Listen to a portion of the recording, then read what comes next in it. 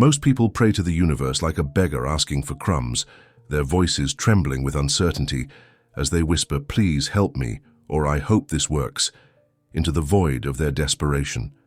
This is precisely why they fail, why their dreams remain perpetually out of reach, why the abundance they seek continues to elude them, no matter how fervently they wish or how desperately they hope.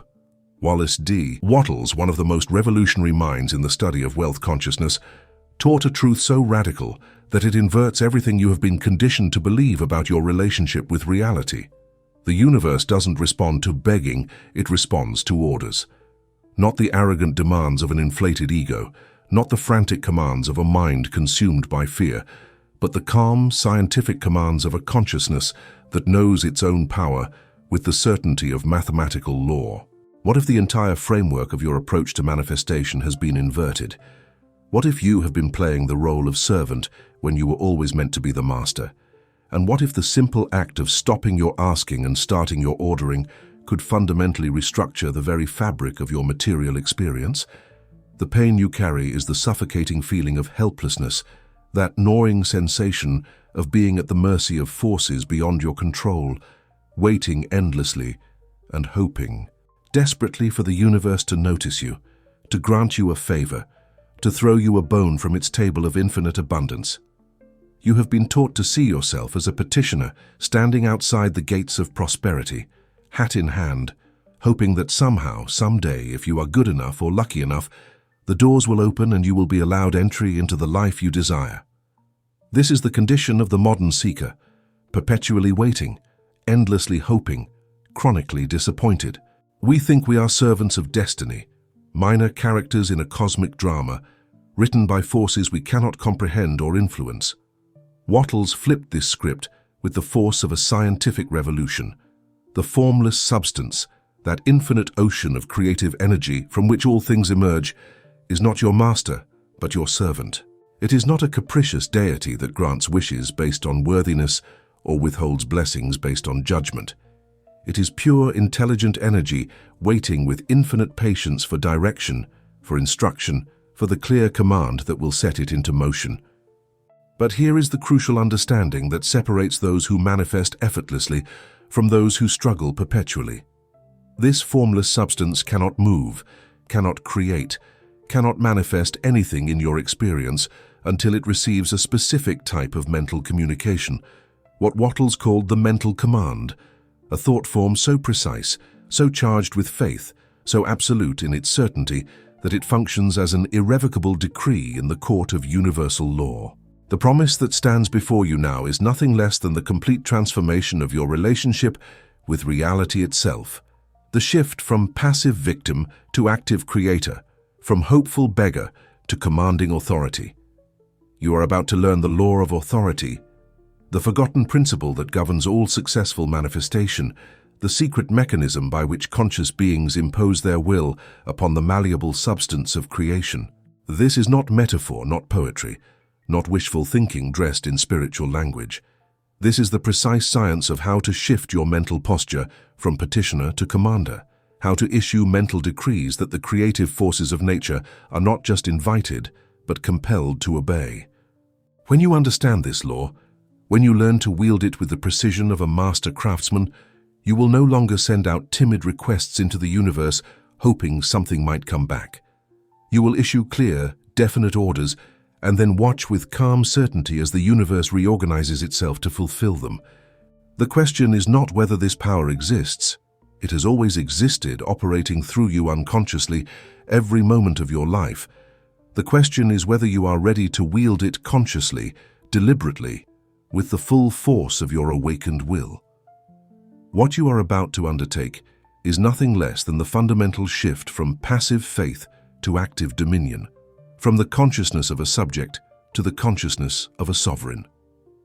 For too long you have operated under the illusion that faith means surrendering your will, releasing your desires, and hoping that some external force will arrange your life according to a plan you cannot see or influence. This is not faith. This is abdication. True faith, as Wattles understood it, is the unwavering certainty that when you command with clarity and conviction, the universe must respond, not because it chooses to, but because it is structured to do so, because this is the fundamental law governing the relationship between consciousness and matter. Here is the pact I offer you now. In this video, you will learn the exact frequency, the precise vibrational signature of a true mental command, and you will discover the three-step process by which this command is issued, validated, and sustained until it manifests in your physical reality. You will understand why authority, not hope, not worthiness, not luck, is the missing ingredient in your manifestation practice, the single element whose absence has kept your desires perpetually out of reach, despite all your visualizing, affirming, and believing. But I must warn you of something crucial, something that will be revealed in part 4 of this transmission, because without this knowledge, you may inadvertently sabotage everything you are about to learn. There exists a specific tone of internal voice, a particular quality of mental command that mimics authority, but is actually fear wearing the mask of power. This counterfeit command, this fake command as I call it, is the most insidious obstacle to manifestation, because it feels like you are commanding when in reality you are begging with clenched fists. When you issue this false command, the universe doesn't just ignore you. It actively freezes, withdrawing its creative power and leaving you in a state of suspended animation where nothing moves, nothing changes, nothing manifests. I will reveal the exact nature of this fake command and teach you how to distinguish it from true authority, but only after you have built the foundation necessary to understand why this distinction matters. For now, know this: the difference between these two mental states is the difference between effortless manifestation and perpetual struggle, between commanding your reality and being commanded by it. This is your invitation to step into your power, to claim your rightful place as the authority in your own life, to recognize that you are not a beggar at the cosmic door, but the one who holds the key. If you feel the truth of these words resonating in your consciousness, if something ancient and powerful within you is awakening to the recognition of your own authority, then I ask you to make a declaration right now in the comments below. Write these 4 words: I command my life, not as a hope, not as a wish, but as a statement of fact, as the first exercise of the authority you are about to reclaim. Let this be your first order to the universe, your announcement that you are no longer waiting for permission to be powerful, that you are stepping into the role you were always meant to play. Subscribe to this channel if you are ready to continue this journey, because what you learn here will not just change your circumstances, it will change the fundamental structure of your consciousness. And when consciousness changes, reality has no choice but to follow. To understand the revolutionary nature of Wattles' teaching, you must first grasp his radical conception of the hierarchy of creation, a structure so different from conventional religious and philosophical thinking that it inverts the entire relationship between human consciousness and universal substance. At the foundation of Wattles' system lies a simple but profound declaration. Man is a thinking center and can originate thought. This is not a poetic statement or a motivational platitude. It is a precise scientific observation about the unique position of human consciousness in the cosmic order. While the formless substance, that infinite intelligent energy from which all material forms emerge, possesses unlimited creative power, it lacks the capacity for original thought, for deliberate intention, for the specific direction that transforms pure potential into concrete manifestation. The formless stuff is intelligent, yes, but its intelligence is receptive rather than originative. It is the intelligence of perfect responsiveness, of absolute obedience to the impressions it receives from thinking centers like yourself. This understanding completely restructures your relationship with the creative forces of the universe, because it means you are not a minor player in a drama written by cosmic forces beyond your comprehension. You are the author, the director, the one whose thoughts set the entire machinery of creation into motion. The formless substance, for all its infinite power, sits in a state of pure potential until it receives the directive impulse of conscious thought. Think of it as an orchestra of unlimited size and capability, possessing every instrument ever conceived and the power to play any composition imaginable. But this orchestra has no conductor, no score, no direction until you step onto the podium and raise your baton. Your thought is that baton, and the moment you form a clear, definite mental image charged with faith and purpose, you are giving marching orders to the very fabric of reality itself. This is not metaphor.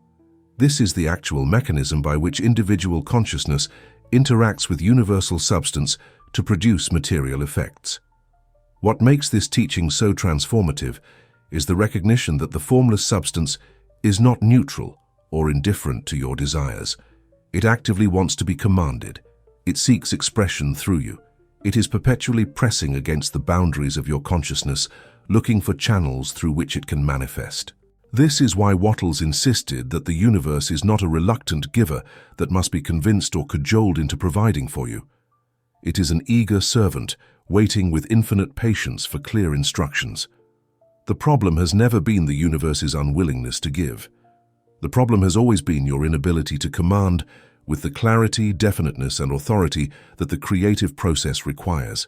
When you understand this, when you truly internalize the fact that you are not asking for favors, but giving orders to a substance that is designed to obey, your entire mental posture shifts from supplication to sovereignty. Consider the implications of this hierarchy. Every material form you see around you, every object, every circumstance, every condition of your life, began as a thought impressed upon the formless substance by a thinking center. Nothing comes into existence without first being thought into existence, which means that the visible world is simply the formless substance taking on shapes and forms according to the thoughts that have been impressed upon it. You are not trying to manipulate or control a resistant universe. You are simply learning to use the natural creative process that has been operating through you unconsciously your entire life, but now with conscious direction, with deliberate intent, with the precision of an engineer rather than the randomness of an accident. The universe has been responding to your thoughts all along.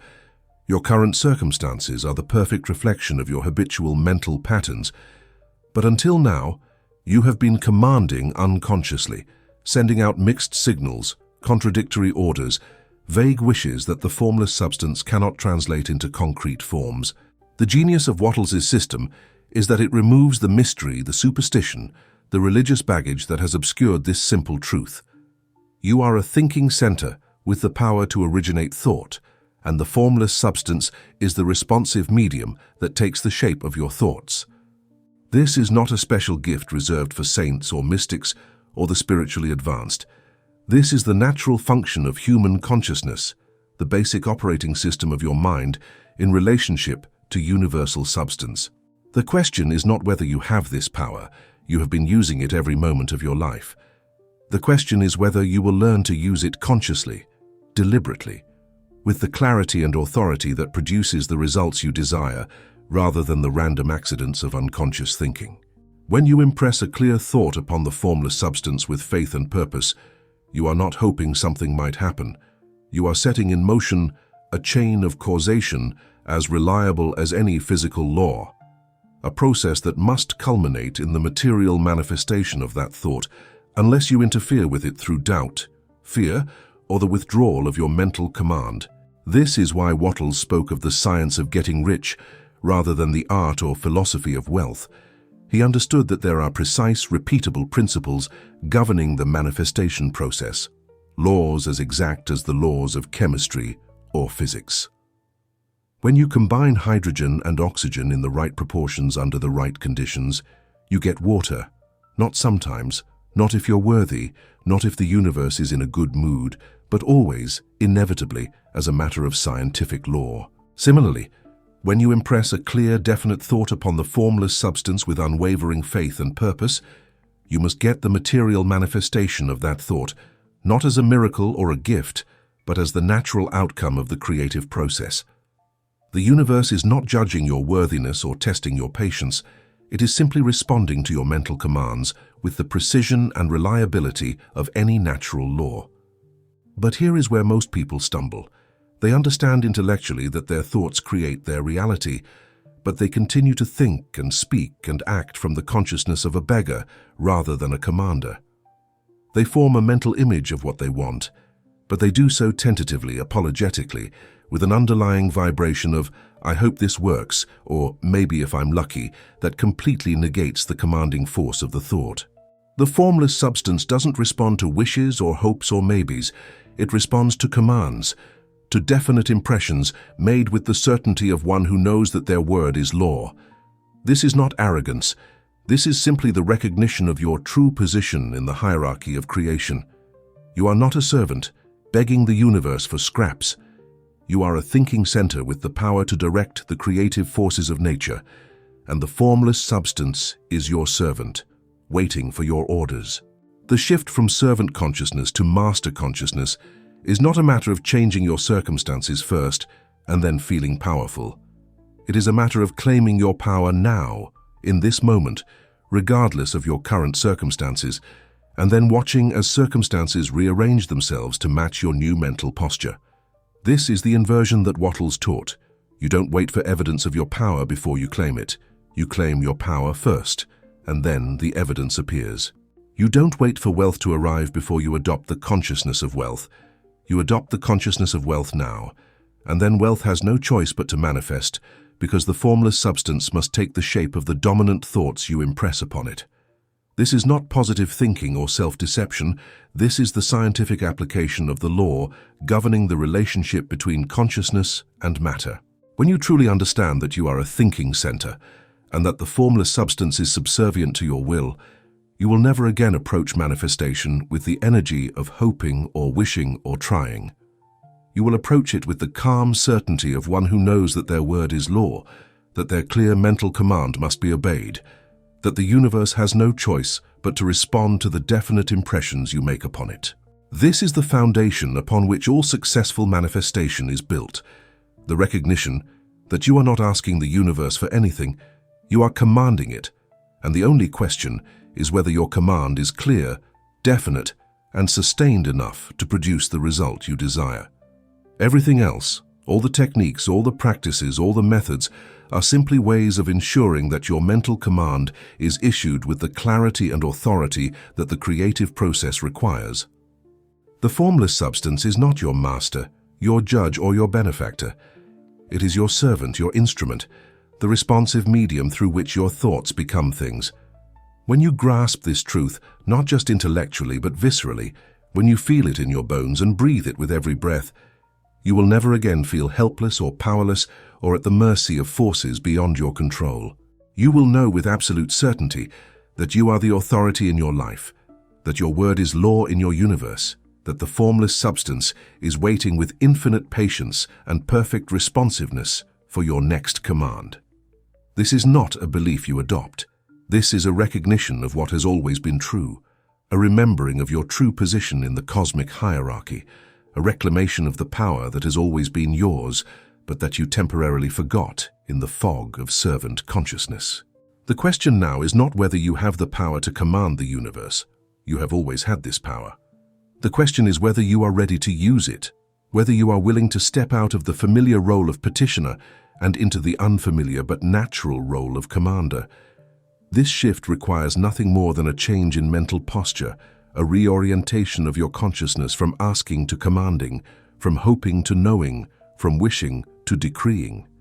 The universe is waiting for your command. The formless substance is ready to take the shape of your thoughts, and the only thing standing between you and the manifestation of your desires is your willingness to claim your authority and issue your orders with the clarity and conviction that compels obedience. This is the foundation, the bedrock upon which everything else is built. You are a thinking center. The formless substance is your servant, and your clear, faith-filled thought is the command that sets all of creation into motion on your behalf. To fully grasp the operational logic of this system, consider the analogy of a general and an army, because this comparison illuminates with perfect clarity the relationship between your conscious mind and the infinite resources of the universe. An army, no matter how vast its numbers or sophisticated its weaponry, possesses immense power that remains completely dormant until the general issues a specific order. You could have 1,000,000 soldiers armed with the most advanced technology ever conceived, but if they receive no clear directive, they will sit idle in their barracks while the battle rages around them. The power is there, the capability is there, the resources are there, But without the commanding voice of authority, that power goes unused, that capability remains potential rather than actual. Those resources might as well not exist. This is precisely the situation of most people in relation to the universe. They are surrounded by infinite creative power, they have access to unlimited resources, they are connected to a formless substance that can produce anything they desire, but they never issue the clear, definite command that mobilizes this power on their behalf.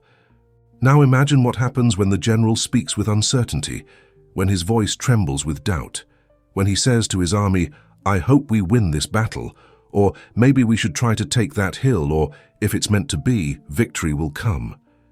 The army doesn't just fail to move, it becomes confused, demoralized, uncertain of its purpose and direction. Soldiers look at each other wondering what they're supposed to do.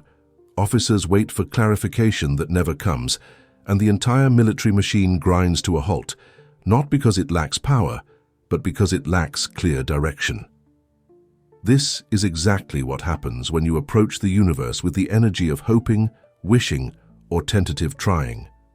The formless substance, that infinite army of creative power, receives your mixed signals and cannot translate them into coherent action. It's not that the universe is unwilling to help you, or that you lack the power to manifest.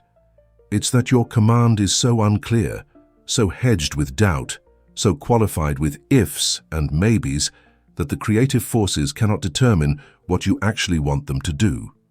But watch what happens when the general speaks with absolute clarity and unwavering conviction, when he points to a specific objective and says with calm certainty, "Take that hill." There is no question mark in his voice, no hesitation in his bearing, no doubt in his eyes. He doesn't say, "Try to take that hill," or "I hope you can take that hill," or "Take that hill if it's not too difficult." He issues a clear, definite order with the full expectation that it will be obeyed. And the moment those words leave his mouth, the entire army springs into coordinated action. Officers relay commands, soldiers move into position, equipment is deployed, and the full force of the military machine focuses on the single objective the general has identified. The army doesn't question whether it's capable of taking the hill, doesn't debate whether the order is reasonable, doesn't wait for further motivation or encouragement. It simply executes the command, because that is its function, that is what it was designed to do. That is the natural response of an army to a clear order from legitimate authority. This is the exact mechanism by which your thoughts interact with the formless substance to produce material manifestations. Your clear, faith-filled thought is the order, "Take that hill." And the universe, that infinite army of creative resources, moves instantly and inevitably to execute your command. The universe doesn't question your worthiness to issue commands, doesn't debate whether your desires are reasonable, doesn't wait for you to prove yourself before it responds. It simply does what it was designed to do. It takes the shape of your definite thoughts. It mobilizes its infinite resources to match the pattern you have impressed upon it. It rearranges circumstances and orchestrates events to bring about the physical manifestation of your mental command. This is not a special favor the universe grants to a select few. This is the natural, automatic response of the formless substance to clear, definite thought impressed upon it with faith and purpose. The tragedy is that most people never learn to speak with the voice of a general. They spend their entire lives speaking with the voice of a timid private who hopes someone else will make decisions for them. They send out vague wishes into the universe like soldiers who wander onto the battlefield without orders, hoping that somehow through luck or divine intervention, they will stumble into victory. They say, "I want to be rich," without specifying what rich means, without identifying the exact sum they desire, without creating a clear mental image of the specific conditions they want to manifest. This is like a general telling his army, "Go somewhere and do something," and then wondering why the army doesn't accomplish anything. The power is there, the resources are available, the universe is ready to respond, but the command is so vague, so undefined, so lacking in specificity that the creative forces have nothing concrete to work with. Understanding this analogy transforms your entire approach to manifestation, because it makes clear that the problem is never the universe's unwillingness or inability to provide. The problem is always the unclear, uncertain, faith-lacking nature of your mental commands. The army is always ready. The soldiers are always willing. The power is always available. What's missing is the clear voice of authority that tells this power exactly what to do. When you grasp this, you realize that you don't need to develop new abilities or acquire special gifts or become more spiritual or worthy. You simply need to learn to think with clarity and speak with authority, to form definite mental images and impress them upon the formless substance with unwavering faith, to issue your commands like a general who knows without question that his orders will be executed. This is why Wattles insisted that getting rich is not a matter of luck, talent, education, or circumstances. It is simply a matter of doing things in a certain way, and that certain way begins with learning to command rather than beg, to decree rather than hope, to order rather than wish. The universe is just waiting for the command, "Take that hill," for the clear, definite thought that specifies exactly what you want and expects, with absolute certainty that it will be provided. You are the general. The formless substance is your army, and every moment you spend in vague hoping or uncertain wishing is a moment you waste the infinite power that is already at your disposal, already waiting for your orders, already prepared to move heaven and earth to execute your commands, if only you would issue them with the clarity and authority they require. The shift from beggar consciousness to general consciousness is not a matter of changing your external circumstances. It is a matter of changing your internal posture, your mental bearing, the tone of voice with which you address the universe. A general doesn't hope his army will obey. He knows it will obey because that is the nature of the relationship between commander and commanded. Similarly, you don't need to hope the universe will respond to your thoughts. You need to know it will respond because that is the nature of the relationship between consciousness and substance, between thinking center and formless medium, between the one who commands and the one who obeys. This knowing is not arrogance. It is simply the recognition of natural law, the understanding of how the creative process actually works, the claim of authority that is your birthright as a conscious being with the power to originate thought. When you approach your desires with this understanding, everything changes. You no longer send out tentative requests hoping something might come back. You issue clear, definite orders and then proceed with calm certainty, knowing that the universe has received your command and is already mobilizing its infinite resources to fulfill it. You no longer check anxiously to see if your manifestation is coming, like a soldier questioning whether the general's orders will be followed. You simply hold your command steady, maintain your mental image clear, and trust the process as completely as a general trusts that when he issues an order, his army will execute it. This is the unshakable logic of Wattles' system. Clear command produces inevitable response. Definite thought creates corresponding manifestation, and the only variable is the clarity and authority with which you issue your mental orders. The army is waiting, the power is ready, and the only question is whether you will speak with the voice of a general or continue to whisper with the voice of a beggar hoping for mercy. Before you can issue a mental command that compels the universe to respond, you must first cultivate a specific internal state, a particular quality of consciousness that Wattles understood as the foundation of all successful manifestation. This state is what I call royal calm, and it is the single most important element in the transformation from beggar to commander, from one who hopes to one who knows, from one who asks to one who decrees. Royal calm is not the absence of desire. It is desire held with such absolute certainty of fulfillment that all anxiety, all desperation, all frantic energy dissolves in the face of knowing. Think of a king sitting on his throne, issuing a decree to his court. Does he scream his orders? Does he plead with his ministers to execute his will? Does he pace nervously, wondering if his commands will be obeyed? Of course not. He speaks quietly, almost casually, with the complete assurance that comes from unquestioned authority. His voice is calm because his power is certain. His demeanor is relaxed because his position is secure. His orders are clear because he has no doubt they will be fulfilled. This is the exact quality of consciousness you must bring to your mental commands if you want the universe to respond with the same inevitability that a king's court responds to his decrees. The problem with most people's manifestation attempts is not that they lack desire. Their desire is often painfully intense, but that their desire is mixed with anxiety, contaminated with doubt, charged with the desperate energy of, "I need this to work," or "I'm lost."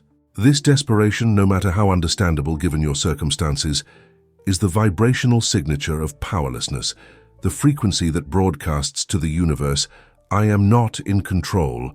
I am at the mercy of forces beyond me. I am hoping for a miracle because I don't believe in my own authority." When you approach manifestation from this state, you are not commanding.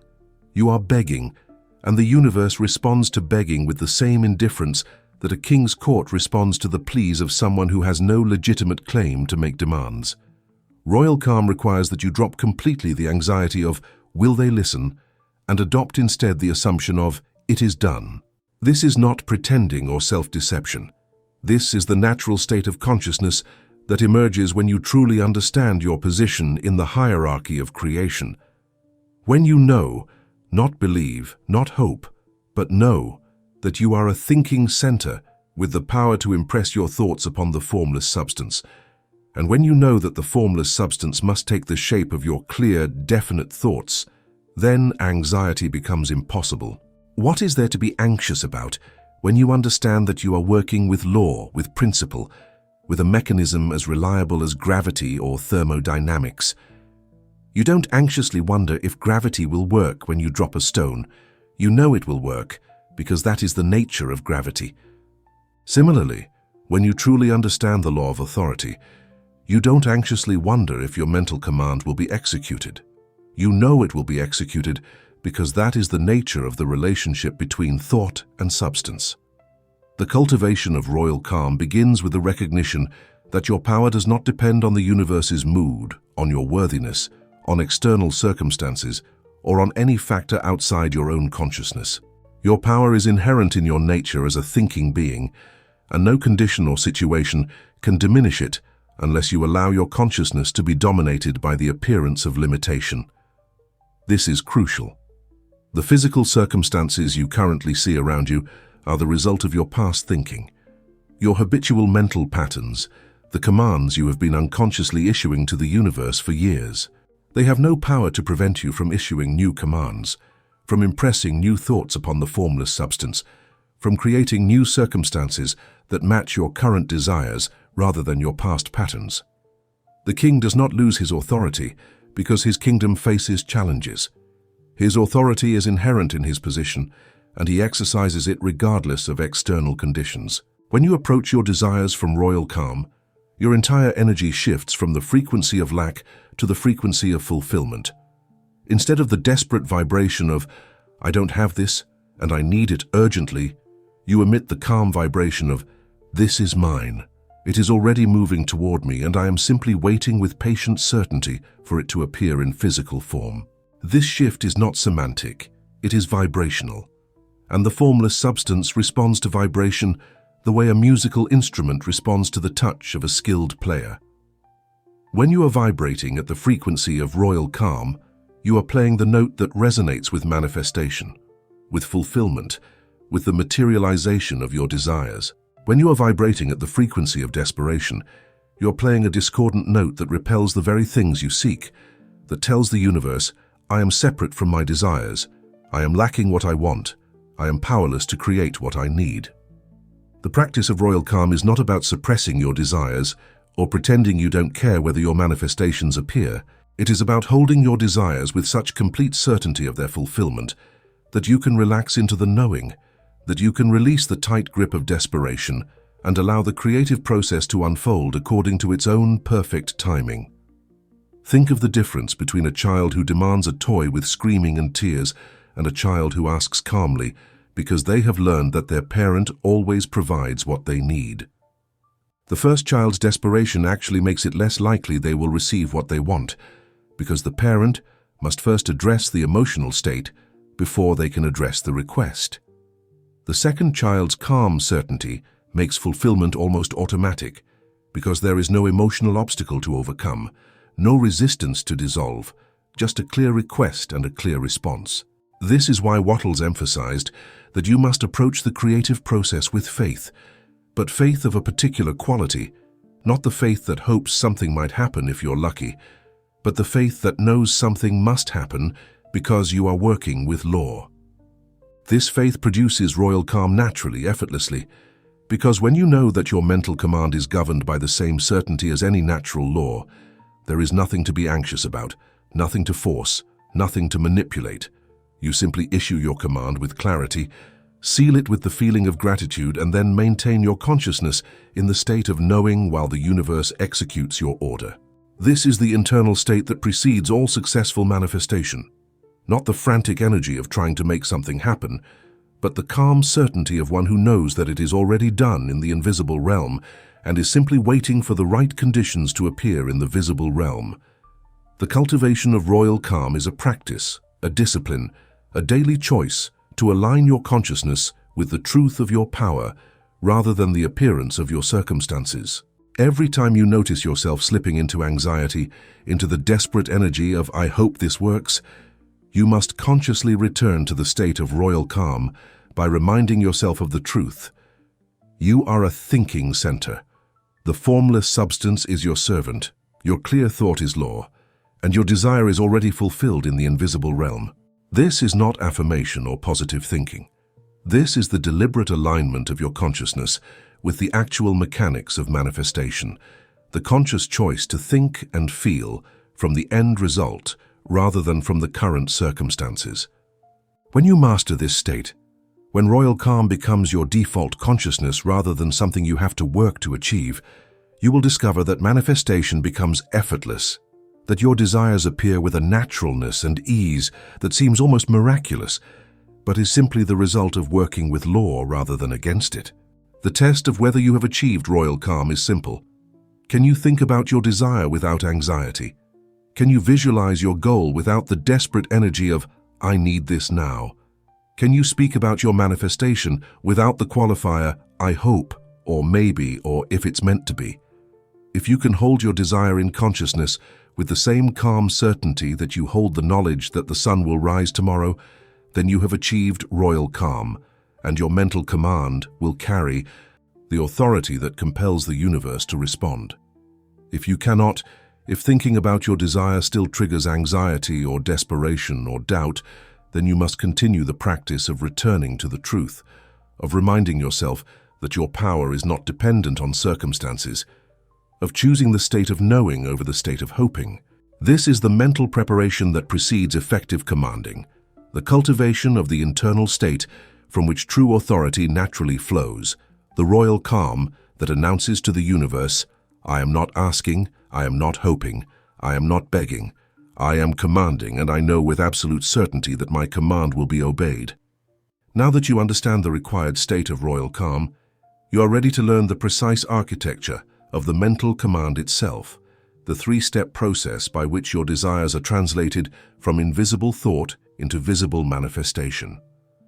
This is not theory or philosophy. This is the exact mechanism, the step-by-step procedure that Wattles discovered and taught, the formula that has been used by every person who has successfully manifested wealth, health, or any other desired condition through the conscious application of mental law.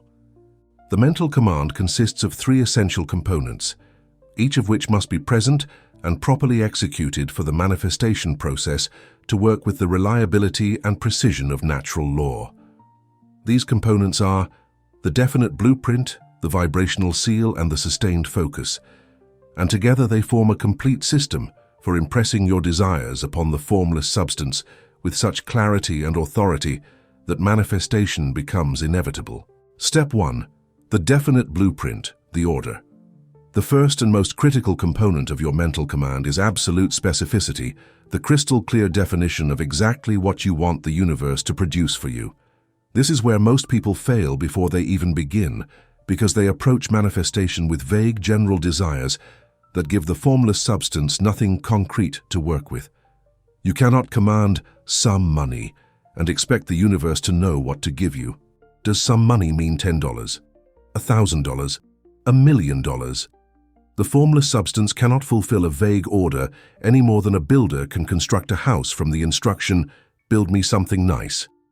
If you went to an architect and said, "I want a house," The first question they would ask is what kind of house, how many rooms, what style, what features, because they cannot create what you want until they know exactly what you want. The universe operates on the same principle. It requires a definite blueprint, a specific order, an exact description of the condition you desire. When Wattles instructs you to be definite, he means you must specify the exact sum if you desire money, the exact position if you desire a career, the exact characteristics if you desire a relationship, the exact features if you desire a possession. This specificity is not optional. It is the fundamental requirement of the creative process. The formless substance is infinite in its potential, but requires definite direction to manifest anything specific. Think of it as pure clay that can be molded into any form, but that form must be clearly conceived in the mind of the sculptor before the clay can take that shape. Your mental command is the mold, the pattern, the blueprint that tells the formless substance exactly what form to take. And if that blueprint is vague or undefined, the substance cannot solidify into the specific manifestation you desire. This is why you must move beyond general wishes like, I want to be wealthy, to specific commands like, I command the manifestation of $10,000 by the end of this month through channels that serve the highest good of all involved. The precision of your blueprint directly determines the precision of your manifestation. If you are vague in your command, you will get vague results. Random circumstances that sort of resemble what you wanted, but don't quite match because you never clearly specified what you wanted. If you are specific in your command, you will get specific results, exact matches to the pattern you impressed upon the formless substance. This is not because the universe is playing games with you or testing your worthiness. It is simply because the creative process requires definiteness to produce definite results.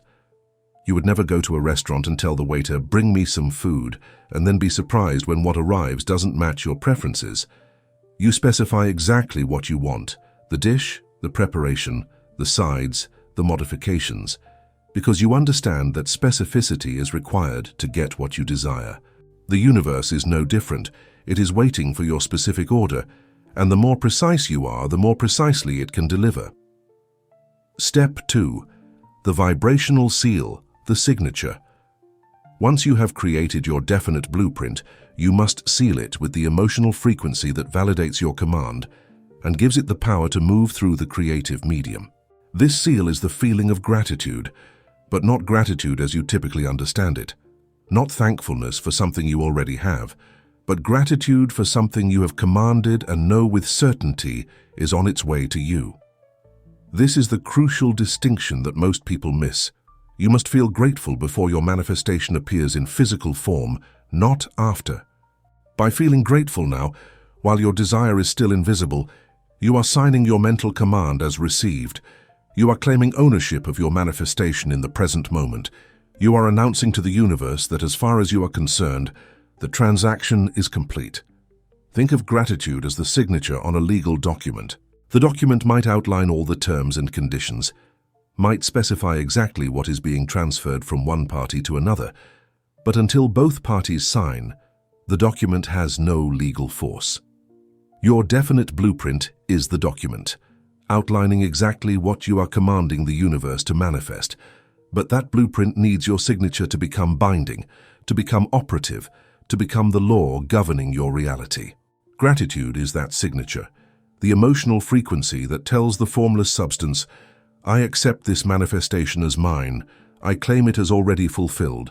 I receive it now in consciousness, even though it has not yet appeared in physical form. When you feel genuine gratitude for your desired manifestation, you are not pretending or engaging in wishful thinking. You are operating from the end result. You are thinking from the consciousness of fulfillment rather than the consciousness of lack. This is why Wattles insisted that you must give thanks continuously, must maintain the feeling of gratitude, not as a technique to manipulate the universe, but as the natural expression of knowing that your command has been received and is being executed. When you order something online, you don't spend the days before it arrives anxiously wondering if it will come. You feel a quiet satisfaction knowing that you have placed your order, that it has been confirmed, that it is being processed and will arrive at the appointed time. This is the exact frequency of gratitude you must maintain regarding your mental command. The calm certainty that you have placed your order with the universe, that it has been confirmed through the clarity of your thought and the faith of your consciousness, that it is being processed by the infinite intelligence of the formless substance, and that it will appear in physical form at exactly the right moment. This gratitude is not forced or artificial. It flows naturally when you truly understand that you are working with law, that your command must be obeyed, that your manifestation is inevitable. Step 3. The sustained focus, holding the ground.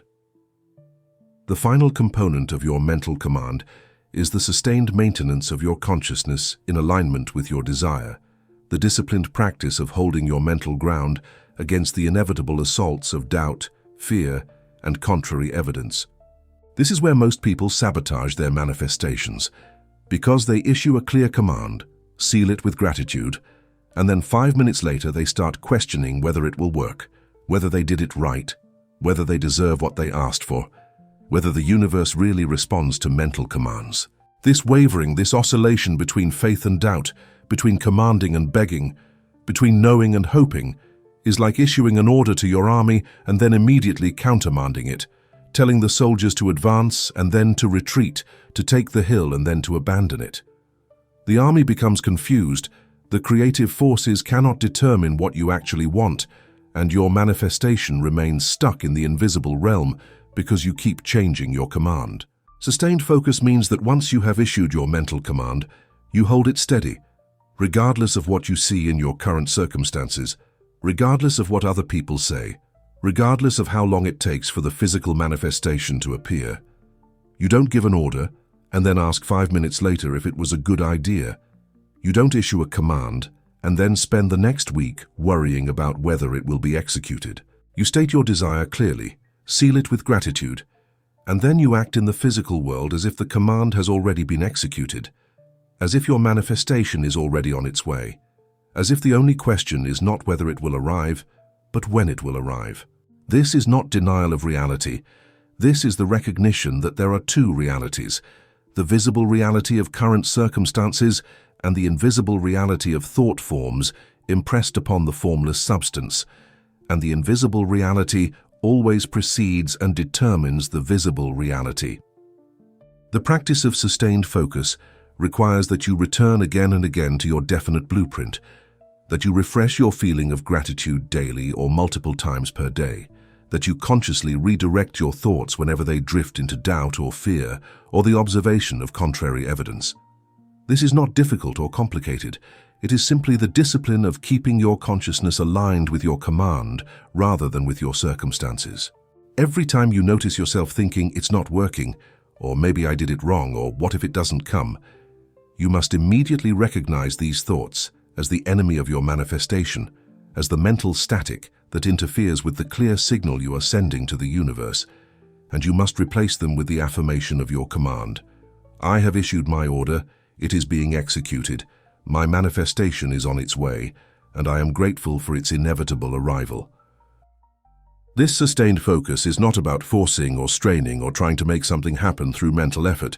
It is about maintaining the state of royal calm, about holding your consciousness steady in the knowing that your command is law, about refusing to be moved by the temporary appearance of circumstances that do not yet reflect your desire. Remember, your current circumstances are the result of your past thinking, and they have no power to prevent your new thinking from creating new circumstances unless you give them that power by focusing on them, by accepting them as permanent, by allowing them to dominate your consciousness.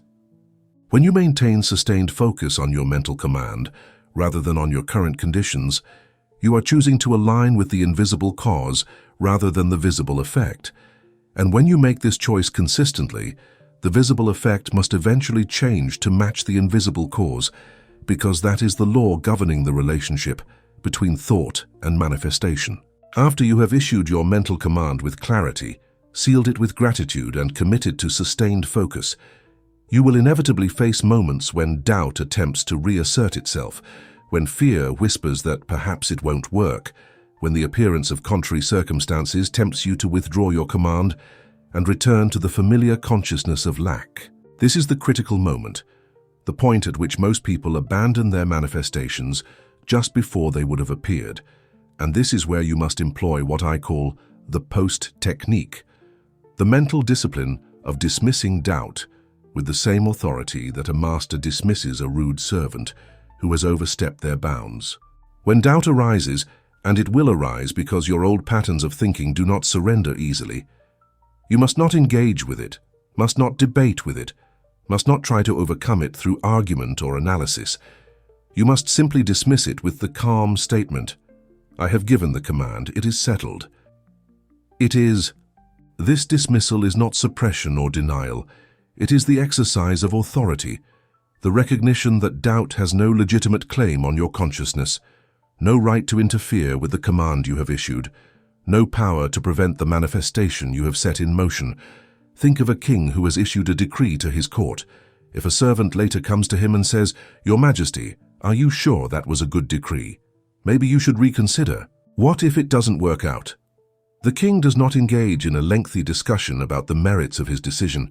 He simply looks at the servant with calm authority and says, "The decree has been issued. It stands." The servant, recognizing that they have overstepped, withdraws, and the decree is executed exactly as ordered. This is the exact relationship you must have with doubt. It is a servant that has forgotten its place, and you must remind it that you are the master, that your commands are not subject to debate, that once you have issued an order to the universe, that order is law regardless of what doubts or fears may arise in the interim. The power of this post-technique lies in its simplicity and its finality. You are not trying to convince yourself that your command will work, not trying to overcome doubt through positive thinking or affirmations, not engaging in mental gymnastics to maintain your faith. You are simply stating a fact. You have given the command, and therefore it is settled. This statement is not hope or belief. It is the recognition of law, the acknowledgement that you have set a process in motion that must complete itself according to the principles governing the relationship between thought and manifestation. When you truly understand this, doubt becomes irrelevant, fear becomes powerless, and contrary circumstances become nothing more than the temporary lag between cause and effect, the natural delay between the moment you impress a thought upon the formless substance and the moment that thought solidifies into physical form. Now we arrive at the crucial revelation I promised you in part 1, the exposure of the fatal mistakes that prevent most people from successfully commanding the universe despite their best efforts and sincere intentions. These mistakes are subtle, insidious, and devastating because they masquerade as power while actually broadcasting powerlessness. They feel like commanding while actually begging. They appear to be faith while actually being fear in disguise. Understanding these mistakes is not optional if you want to master the law of authority, because you can follow every technique perfectly. You can create the most detailed blueprints and feel the deepest gratitude. But if you make these mistakes, you will sabotage your manifestations before they can materialize, and you will never understand why your commands go unanswered, while others who seem less dedicated achieve effortless results. 1. Mistake number 1. The hook reveal. The tyrant's scream. Force. This is the fake command I warned you about, the counterfeit authority that destroys more manifestations than any other single factor. And most people never recognize they are doing it because it feels so much like power, so much like taking control, so much like commanding rather than begging. The tyrant's scream is the attempt to force things to happen through mental tension, through strain, through the desperate energy of trying to make the universe obey through sheer willpower. It is the clenched fist approach to manifestation, the gritted teeth determination that says, "I will make this happen no matter what," the aggressive mental pushing that mistakes intensity for authority. When you engage in this kind of forcing, you think you are commanding. But what you are actually doing is screaming at the universe like a tyrant who has lost control of his kingdom and is trying to maintain power through intimidation rather than legitimate authority. The fatal flaw in the tyrant's scream is that it broadcasts the exact opposite message from what you intend. True authority, as we discussed with royal calm, is relaxed, certain, calm. A king doesn't scream his orders because he doesn't need to. His authority is inherent, his power is certain. His commands are obeyed because of who he is, not because of how loudly he speaks. But when you try to force your manifestation through mental strain and desperate effort, you are announcing to the universe, "I am powerless and afraid. I don't believe this will work unless I push it with all my might. I am not commanding from a position of authority, but trying to compensate for my lack of authority through sheer force." The formless substance, which responds to the vibrational frequency of your consciousness, rather than the words you speak or the images you visualize, receives this message of powerlessness and fear, and it cannot manifest your desire because the dominant vibration you are emitting is lack, not fulfillment. This is the most insidious trap in manifestation work because forcing feels so much like doing something, and our culture has conditioned us to believe that more effort produces better results.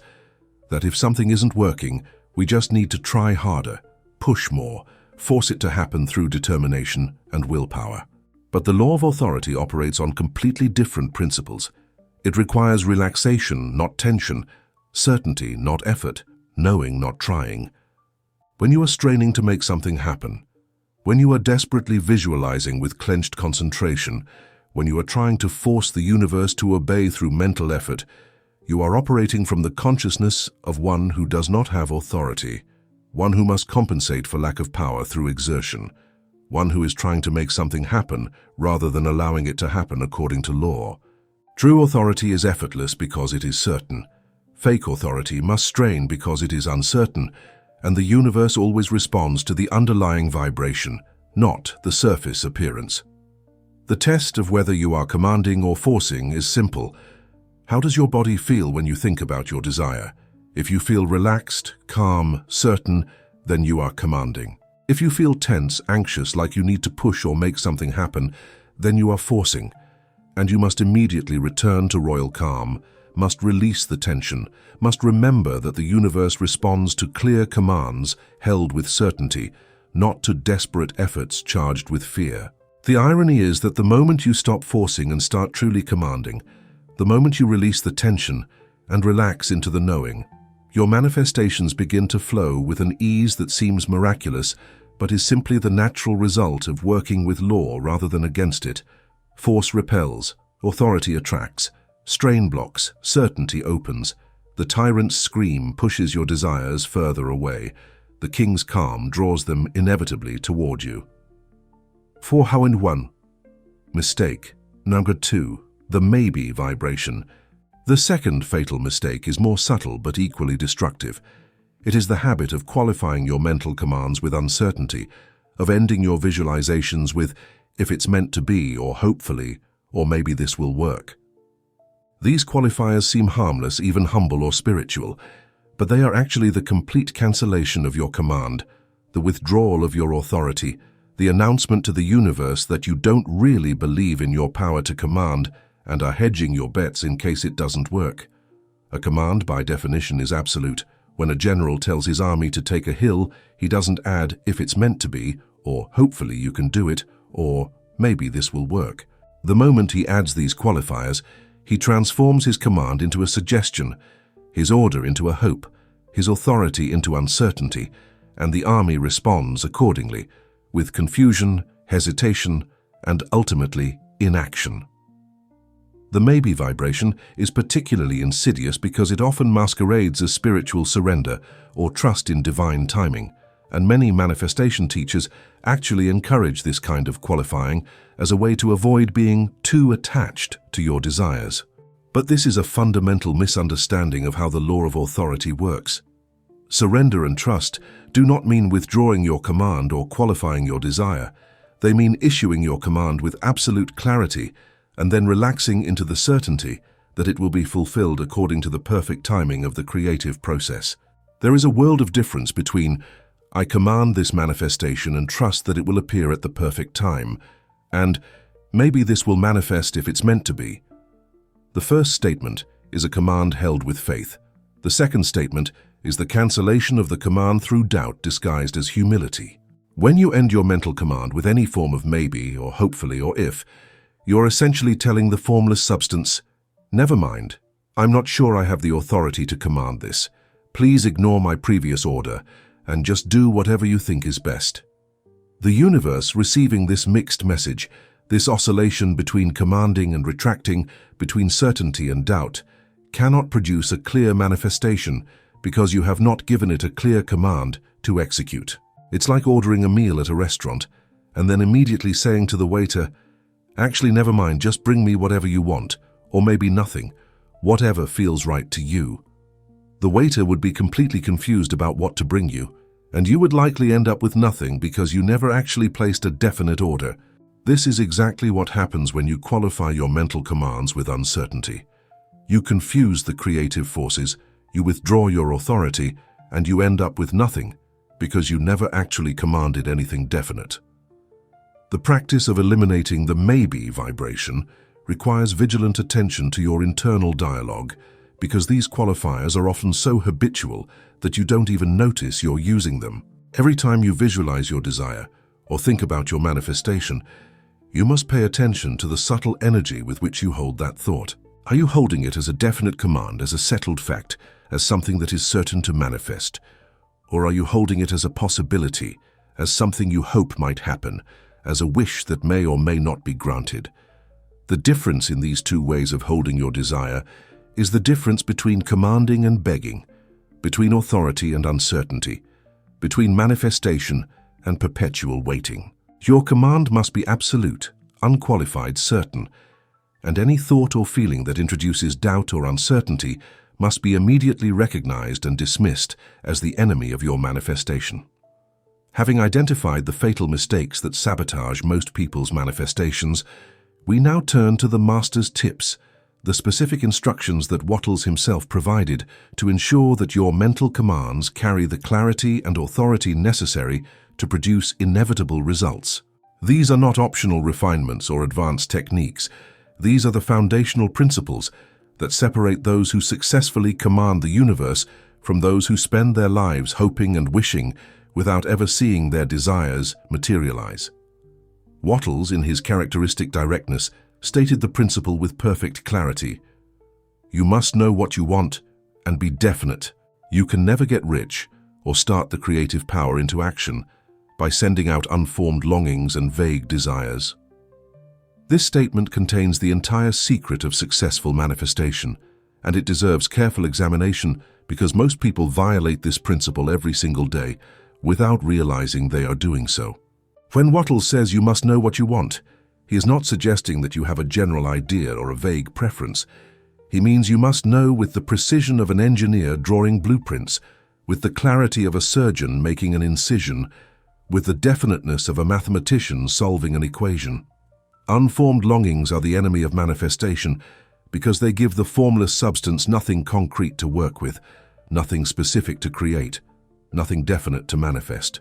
When you send out the vague desire, "I want to be happy," or "I want more money," or "I want a better life," you're essentially asking the universe to read your mind, to guess what you actually mean, to figure out what specific conditions would constitute happiness or wealth or improvement for you. But the universe is not a mind reader. It is a creative medium that responds to clear impressions, and if your impression is vague, your manifestation will be vague. Random circumstances that sort of move in the direction of your desire, but never quite deliver the specific result you wanted because you never specified what that result was. The practice of being definite requires that you sit down and actually define your desires with precision, that you move beyond the lazy habit of general wishing and engage in the disciplined work of specific commanding. If you desire money, you must specify the exact amount. If you desire a career change, you must identify the exact position, the exact company, the exact conditions of employment. If you desire a relationship, you must clarify the exact qualities you seek in a partner, the exact nature of the relationship you want to create, the exact way you want to feel when you are with this person. This level of specificity may feel uncomfortable at first because it requires you to commit to a definite desire, to stake your claim on a specific outcome, to risk being wrong about what you want. But this discomfort is precisely the point. Vague desires allow you to hide from the responsibility of commanding, to avoid the vulnerability of stating clearly what you want, to protect yourself from the possibility of failure by never actually issuing a clear command that could be measured or evaluated. But here is the truth that Wattles understood, and that you must internalize. You cannot fail at commanding if you command correctly, because commanding correctly means working with law, and law always produces predictable results.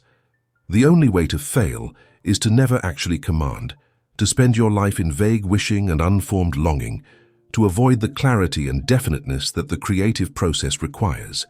When you know what you want and you state it definitely, when you impress this clear thought upon the formless substance with faith and purpose, when you seal it with gratitude and maintain it with sustained focus, you have set in motion a chain of causation that must culminate in manifestation unless you interfere with it through doubt, fear, or the withdrawal of your command. This is not hope or belief. This is the recognition of how the creative process actually works, and the courage to engage with it fully rather than hiding behind the safety of vagueness. The second part of Wattles' instruction, that you can never start the creative power into action by sending out unformed longings and vague desires, reveals the mechanism by which specificity activates the creative forces. The formless substance, remember, is intelligent but subservient. It has infinite power but no direction until it receives clear impressions from thinking centers like yourself. When you send out a vague desire, you are essentially failing to activate the creative power because you haven't given it anything specific to create. It's like having the most powerful engine ever built, but never putting it in gear because you haven't decided where you want to go.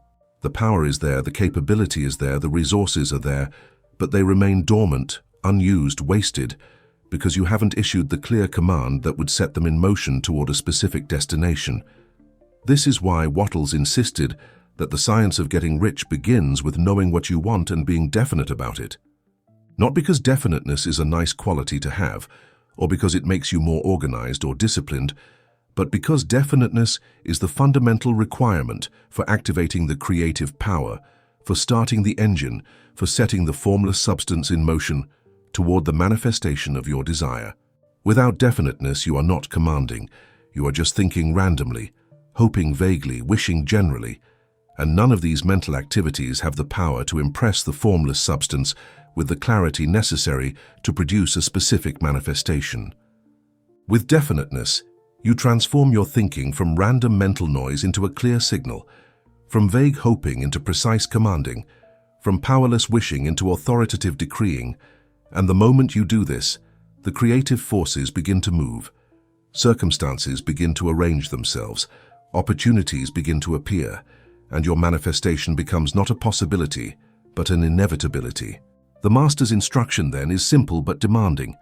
Know what you want with the precision of a scientist, state it with the clarity of a mathematician, command it with the authority of a king, and never ever send out unformed longings or vague desires that waste the creative power and leave you perpetually waiting for something that can never manifest because you never clearly specified what it was.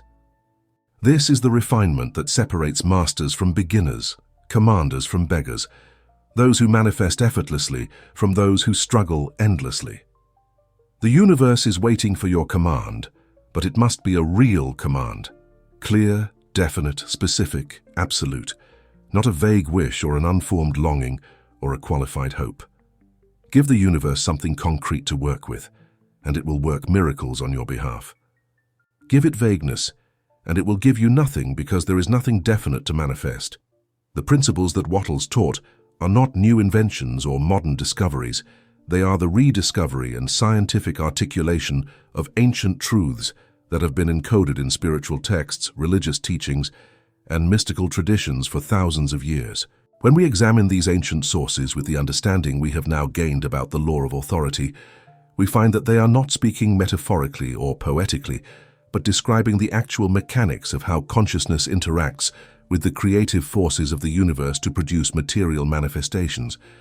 One of the most direct and powerful statements of this principle comes from the biblical text, specifically from the book of Job, where it states with perfect clarity, "Thou shalt decree a thing, and it shall be established unto thee." This is not poetry, not metaphor, not spiritual encouragement. This is a manual, an instruction book, a precise description of the relationship between your mental decrees and physical reality. The word decree in this ancient text is exactly equivalent to what Wattles called the mental command, and the promise, "It shall be established unto thee," is the recognition that when you decree correctly, when you command with the clarity and authority we have been discussing, manifestation is not a possibility, but a certainty, not a hope, but a guarantee, not something that might happen if conditions are right, but something that must happen because you have set law in motion. The ancient teachers understood what modern people have forgotten, that human consciousness is not a passive observer of reality, but an active creator of reality, that your word, your thought held with faith and purpose, is law in your universe, that you have the power to decree things into existence through the proper use of your mental faculties. This is not arrogance or delusion, this is the recognition of your true nature and your proper relationship with the creative forces of existence. What Wattles did was take this ancient wisdom and translate it into the language of science, removing the religious and mystical overlay that had obscured the practical mechanics of the process. He recognized that decreeing a thing is not a magical incantation or a supernatural power granted to a few chosen individuals. It is the natural function of consciousness, the way thinking centers interact with the formless substance to produce specific manifestations. When you decree, when you form a clear, definite thought and impress it upon the creative medium with faith and purpose, you are not performing magic. You are working with law, with principle, with the fundamental mechanism by which the invisible becomes visible, the mental becomes material, the thought becomes thing. The ancient text promises, "It shall be established unto thee," because this is the nature of law. When you work with it correctly, it must produce the result. Not sometimes, but always. Not for some people, but for everyone who understands and applies the principle. The connection between Wattles' teaching and this biblical principle reveals that the law of authority is not a modern self-help technique or a New Age philosophy. It is the scientific application of a truth that has been known and taught by masters, mystics, and sages throughout human history. They may have used different language, may have clothed the principle in religious or mystical terminology, may have restricted the teaching to initiates or disciples, but the core truth has always been the same. You have the power to decree your reality, to command your circumstances, to order the universe to produce the conditions you desire, and when you exercise this power correctly, your decrees must be established, your commands must be obeyed, your orders must be fulfilled. This is not because you are special or chosen or spiritually advanced. This is because you are a thinking center, a conscious being with the power to originate thought. And this power, when properly understood and correctly applied, gives you authority over the formless substance that constitutes the raw material of all manifestation. The validation of Wattles' teaching through ancient wisdom serves a crucial purpose. It demonstrates that this is not a passing fad or a questionable theory, but a principle that has been tested and proven over thousands of years of human experience. The masters who wrote these ancient texts were not speculating or hoping or guessing. They were recording their direct experience of how consciousness works, how thoughts create, how decrees become established facts. When you decree a thing with the clarity, definiteness, and authority we have been discussing, you are not trying a new technique or experimenting with an unproven method. You are applying a law as old as consciousness itself, a principle that has worked for every person who has ever understood and applied it correctly, a mechanism that will work for you with the same reliability and precision with which it has worked for countless others throughout history. The question is not whether the law works, it always works. The question is whether you will learn to work with it consciously, deliberately, with the understanding and authority that produces the results you desire. The biblical instruction to decree a thing is not a suggestion or a possibility. It is a command, an imperative, an instruction to exercise the power that is yours by nature as a thinking being. You are not being asked to try decreeing or to hope that decreeing might work. You are being told that this is how reality works. This is how you create your experience. This is the mechanism by which consciousness shapes matter. And the promise, "It shall be established unto thee," is not conditional, not qualified, not dependent on your worthiness or the universe's mood or any external factor. It is absolute, certain, guaranteed, because it is describing the operation of law. When you decree correctly, with clarity, definiteness, faith, and sustained focus, establishment is not a possibility but an inevitability, not a hope but a certainty, not something you pray for, but something you command and then calmly expect because you understand that you are working with principle, with law, with the fundamental mechanism governing the relationship between thought and manifestation. This is the validation that ancient wisdom provides for Wattles' teaching. It confirms that the law of authority is not a modern invention, but an eternal truth, not a theory to be tested, but a principle to be applied, not a belief system to be adopted, but a mechanism to be understood and used. The masters of the past knew this truth and taught it to those who were ready to receive it. Wattles rediscovered this truth and articulated it in scientific language that removes the mystery and makes it accessible to anyone willing to study and apply it. And now you have this truth, this understanding, this power, and the only question remaining is whether you will exercise it, whether you will begin to decree rather than beg, to command rather than hope, to establish your desires through the proper use of your mental authority, rather than waiting for circumstances to grant you permission to be powerful. The ancient text says, "Thou shalt decree a thing, and it shall be established unto thee." This is not a promise for the future. This is a description of how reality works now in this moment, and it is waiting for you to claim your authority and begin issuing your decrees with the clarity and conviction that compels the universe to respond. To make this principle even more concrete and immediately applicable to your life, consider the analogy of a confident CEO versus a timid middle manager, because this comparison perfectly illustrates the difference between commanding consciousness and begging consciousness, between authority that produces results and uncertainty that produces nothing. Imagine a middle manager who needs resources for a project, perhaps additional budget, more staff, better equipment.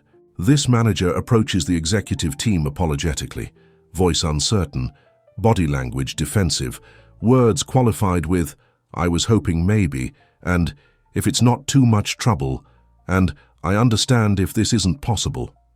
The manager presents the request as a favor being asked rather than a need being stated, as a possibility being explored rather than a requirement being communicated, as something that would be nice if it happened but isn't really expected. What happens?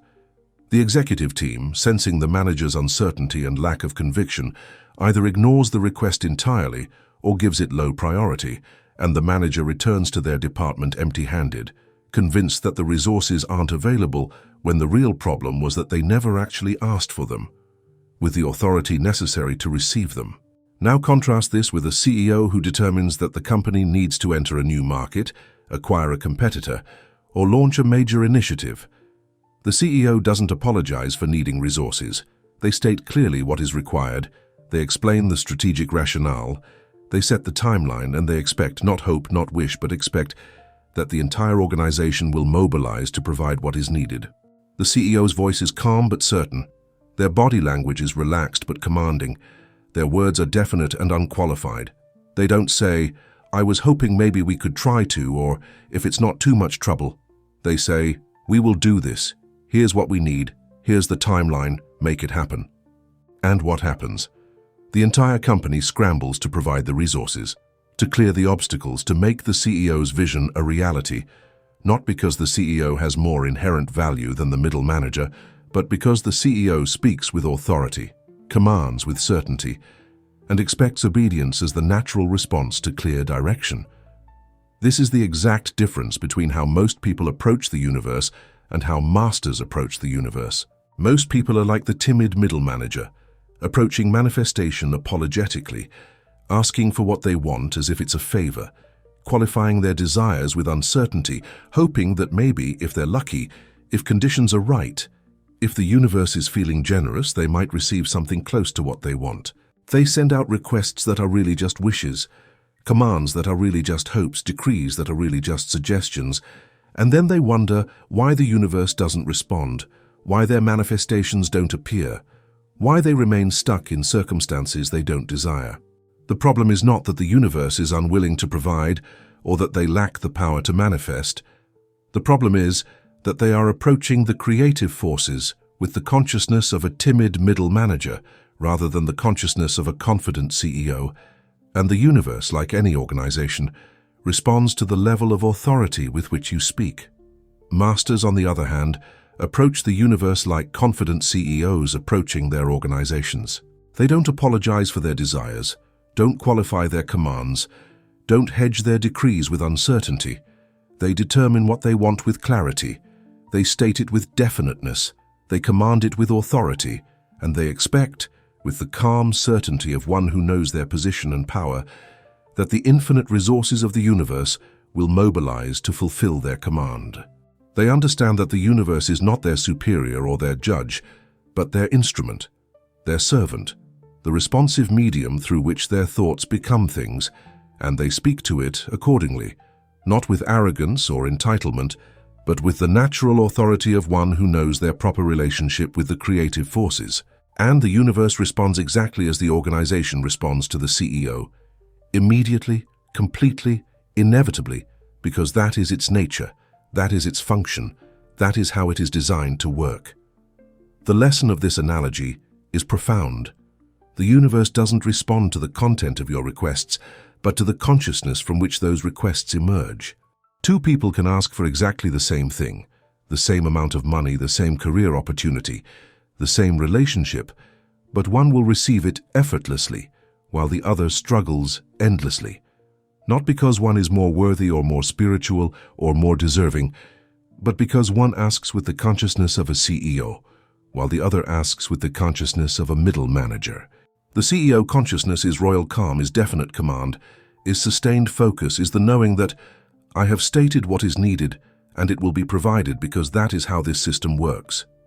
The middle manager consciousness is anxious, hoping, is qualified, wishing, is uncertain, trying, is the belief that I can only receive if circumstances permit, if I'm lucky, if I'm deemed worthy of receiving. The universe, being a perfect mirror of consciousness, reflects back to each person exactly what they project. Authority receives manifestation, uncertainty receives nothing. The transformation from middle manager consciousness to CEO consciousness is not about changing your external circumstances or proving your worthiness or becoming more spiritual.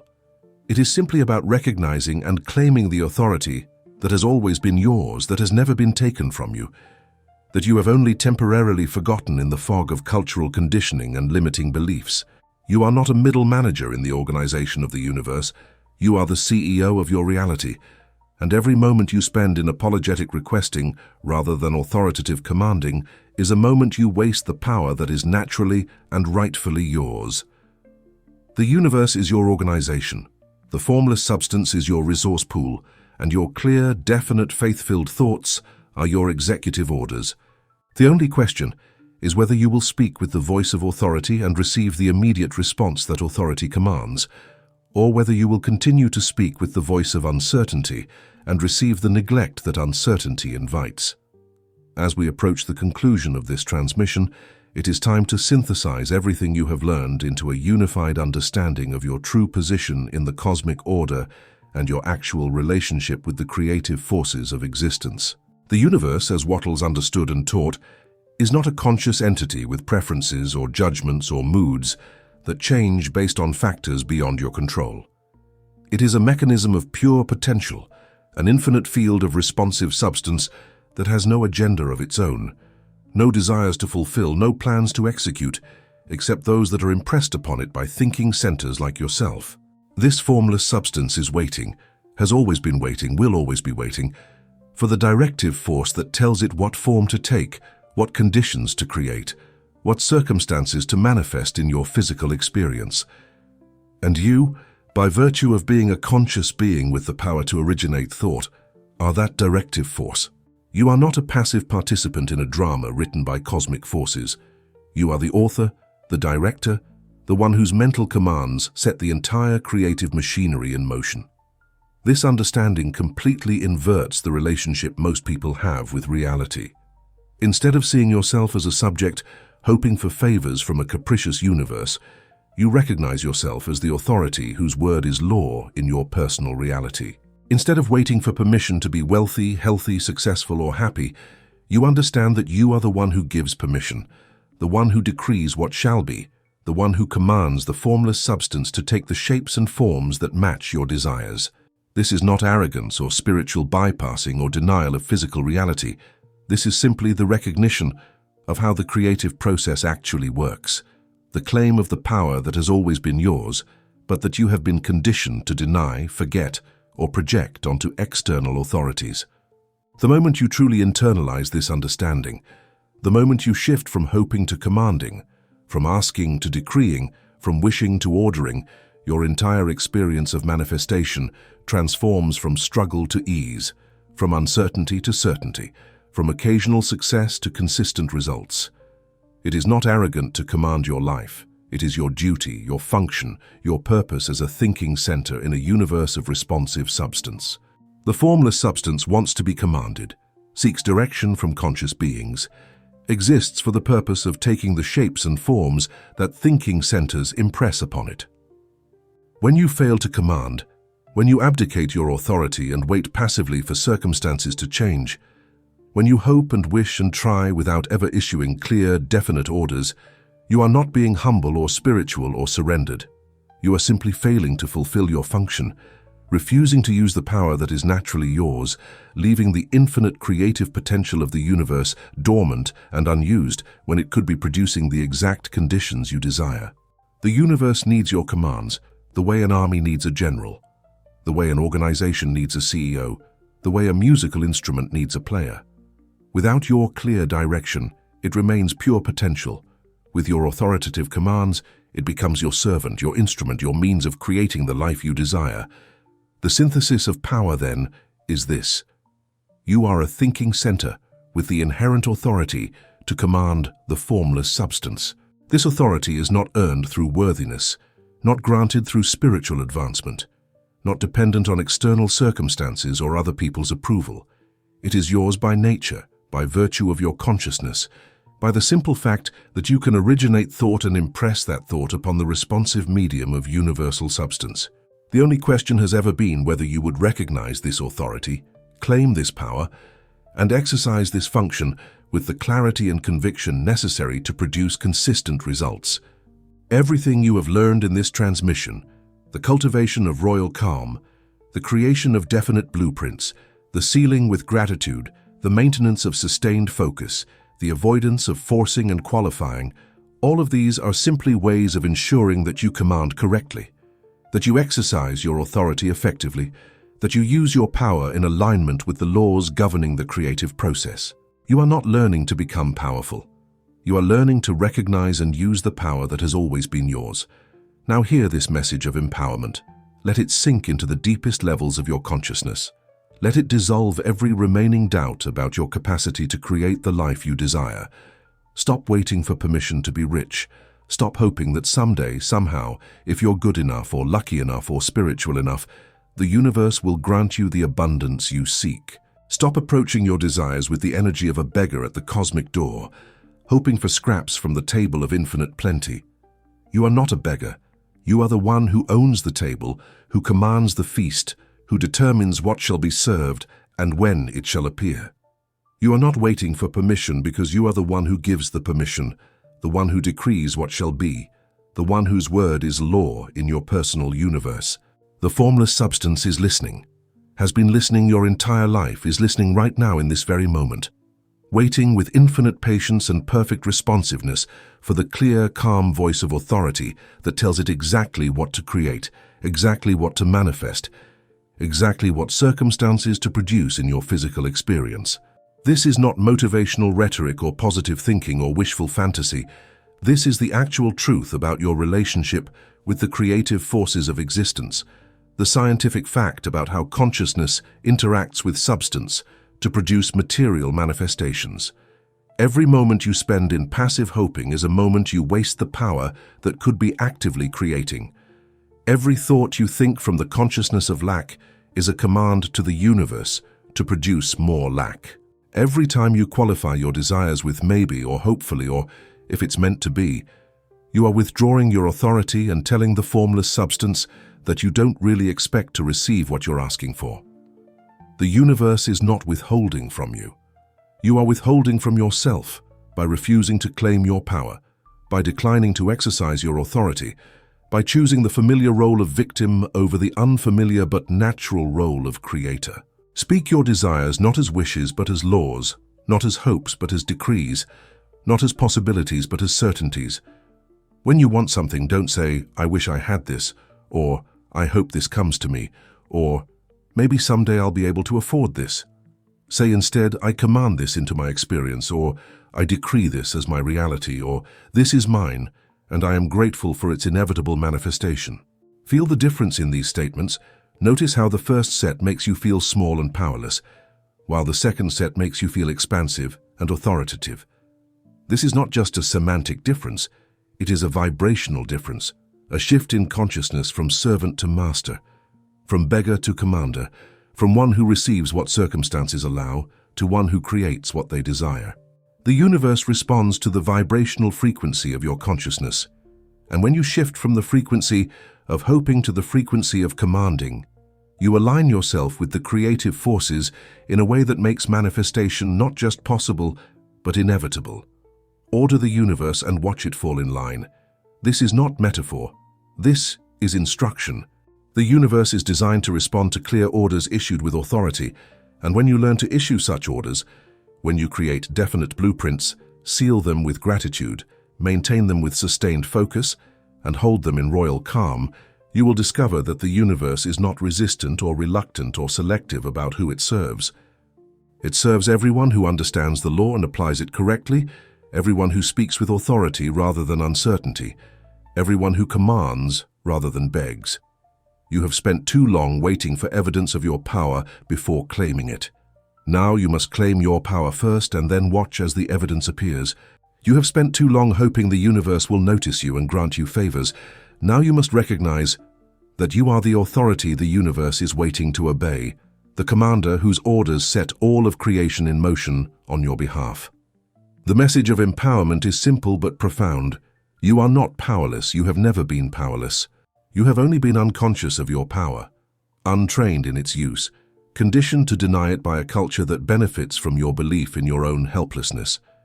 But now you know the truth. Now you understand the law of authority. Now you have the knowledge, the understanding, the techniques, and the principles necessary to command your reality rather than being commanded by it. The only question remaining is whether you will use this knowledge, whether you will exercise this authority, whether you will begin today, right now, in this moment, to speak to the universe with the voice of a commander rather than the voice of a beggar. The formless substance is waiting for your orders. Your desires are waiting to be commanded into existence. Your life is waiting to be transformed from struggle to ease, from lack to abundance, from hoping to knowing. The power is yours. The authority is yours. The only thing required now is that you claim it, use it, and watch in amazement as the universe falls in line with your commands. Now comes the moment of decision, the point at which knowledge must transform into action, understanding must become practice, and theory must be tested in the laboratory of your daily life. I propose to you the Commander Challenge, a 24-hour experiment that will demonstrate with undeniable clarity the difference between the consciousness of hoping and the consciousness of commanding, between the energy of begging and the energy of decreeing, between the posture of a servant and the posture of a master. For the next 24 hours, you will consciously and deliberately change your internal dialogue, transforming every wish into a command, every hope into an expectation, every tentative desire into a definite decree. This is not a permanent commitment. It is simply an experiment, a test, a way of experiencing firsthand the shift in consciousness that we have been discussing throughout this transmission. Here is how the Commander Challenge works. For 24 hours, instead of saying or thinking, "I wish I had more money," you will say, "I intend to manifest X by specific date." Instead of, "I hope I get that job," you will say, "I expect to receive the perfect position that matches my skills and desires." Instead of, "Maybe things will get better," you will say, "I command improvement in specific area, and I am grateful for the changes already in motion." Notice the difference in these statements. The first set is passive, uncertain, powerless. The second set is active, certain, authoritative. The first set places you at the mercy of circumstances. The second set places circumstances at your command. The first set is the language of a beggar. The second set is the language of a commander. For 24 hours, you will speak and think only in the language of command, and you will observe with careful attention how this shift in language produces a shift in your consciousness, your energy, your posture, and ultimately your experience of reality. This challenge is not about forcing or straining, or trying to make things happen through willpower. It is about noticing the natural shift that occurs when you change your mental posture from asking to commanding. Pay attention to how you feel when you use commanding language. Does your body relax or tense? Does your breath deepen or shallow? Does your mind become clearer or more confused? Most people discover that commanding language, when used correctly from a state of royal calm, actually produces relaxation rather than tension, certainty rather than anxiety, clarity rather than confusion. This is because commanding is your natural state. Begging is the learned behavior that you must consciously maintain through constant effort. When you allow yourself to command, you are simply returning to your natural function as a thinking center, and your entire being recognizes this and responds with a sense of rightness, of alignment, of coming home to your true power. During these 24 hours, treat every desire as an order you are placing with a cosmic catalog. When you want something, whether it's a parking space, a solution to a problem, a sum of money, an opportunity, or anything else, don't hope for it, or wish for it, or wonder if it might appear. Instead, command it with the same calm certainty that you would use to place an order online. I command a parking space near the entrance, and I am grateful for its immediate availability. I order the perfect solution to specific problem, and I expect it to arrive within specific time frame. I decree X's into my experience through channels that serve the highest good of all involved. Notice that you are not begging, not hoping, not trying to convince the universe to give you what you want. You are simply placing your order with clarity and certainty, knowing that the cosmic catalog is infinite, that everything you desire is available, and that your clear command is all that is required to initiate the delivery process. Feel the shift in posture that occurs when you approach life this way. When you are commanding rather than begging, you walk differently, you speak differently, you think differently, you interact with the world differently. You are no longer a victim waiting for circumstances to change. You are a creator, actively shaping circumstances to match your desires. You are no longer hoping that good things might happen. You are expecting that the things you have commanded must happen because you understand the law governing the relationship between thought and manifestation. This shift in posture is not arrogance or entitlement. It is simply the natural bearing of one who knows their power, who understands their authority, who has claimed their proper position in the cosmic hierarchy.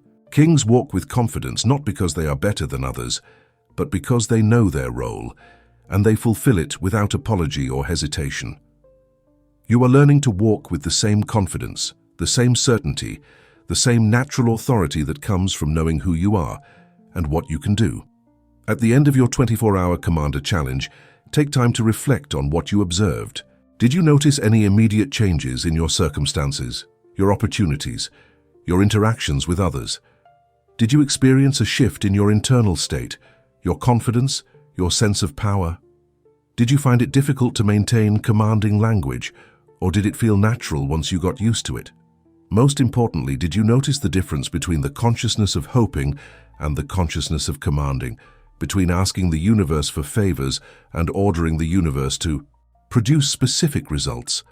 This reflection is crucial because it transforms intellectual understanding into experiential knowledge, theory into practice, information into wisdom.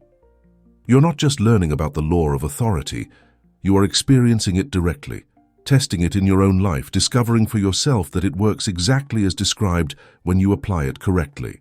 If you are ready to stop begging and start commanding the abundance that is rightfully yours, if you are prepared to claim your authority and exercise your power with the clarity and conviction that produces consistent results, If you are willing to transform from a passive victim of circumstances into an active creator of your reality, then subscribe to the Master's legacy and take your place on the throne of your life. This channel is dedicated to exploring the profound teachings of the great masters of the mind, to translating ancient wisdom into practical application, to empowering you with the knowledge and understanding necessary to create the life you desire, rather than accepting the life that circumstances have given you.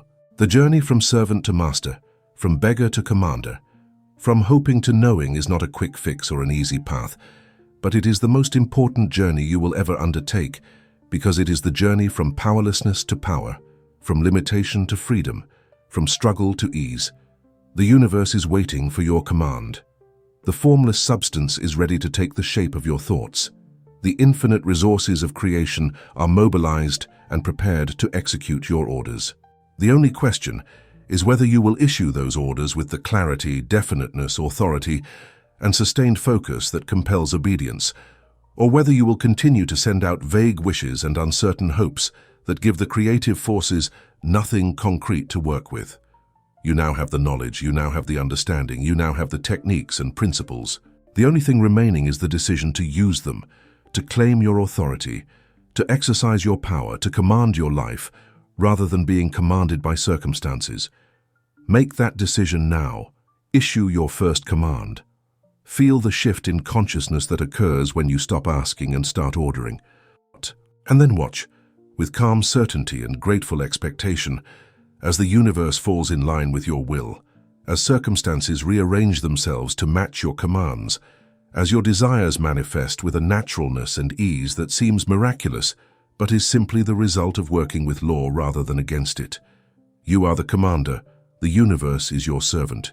Now give your orders and take your place on the throne of your life.